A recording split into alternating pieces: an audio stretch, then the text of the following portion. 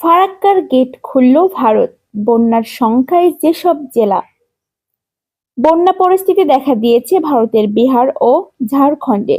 এর জেরে ফারাক্কা ব্যারেজের সব গেট খুলে দিয়েছে দেশটি। সম্প্রতি এসব গেট খুলে দেওয়া হয়েছে বলে জানায় ব্যারেজ কর্তৃপক্ষ। এতে বাংলাদেশের বেশ কয়েকটি জেলায় বন্যার আশঙ্কা দেখা দিয়েছে। ভারতীয় সংবাদ মাধ্যম নিউজ 18 এর এক প্রতিবেদন থেকে এসব তথ্য জানা যায়। ফারাক্কা বাঁধের এসব গেট খুলে দেওয়ায় বন্যার আশঙ্কা তৈরি হয়েছে পশ্চিমবঙ্গের মুর্শিদাবাদ সহ বাংলাদেশের কয়েকটি জেলায়। বাংলাদেশের রাজশাহী, চাঁপাইনবাবগঞ্জ, পাবনা, সিরাজগঞ্জ, কুষ্টিয়া, রাজবাড়ী ও মানিকগঞ্জ সহ আশেপাশের জেলাগুলো প্লাবিত হবে বলে আশঙ্কা করা হচ্ছে। সংবাদ মাধ্যম নিউজ 18 বলছে, প্রবল বৃষ্টি আর বিহার, ঝাড়খণ্ড থেকে পানি ছাড়ার কারণে চাপ বাড়ছে ফারাক্কা ব্যারেজের।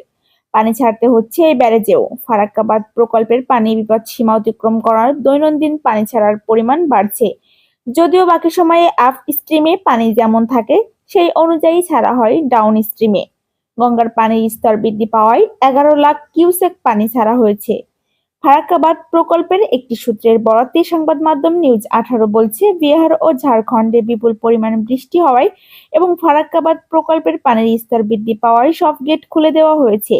যে পরিমাণ পানি আসছে সেই পরিমাণ ছাড়া হয়েছে। ইতিমধ্যে বিপদ সীমা অতিক্রম করেছে।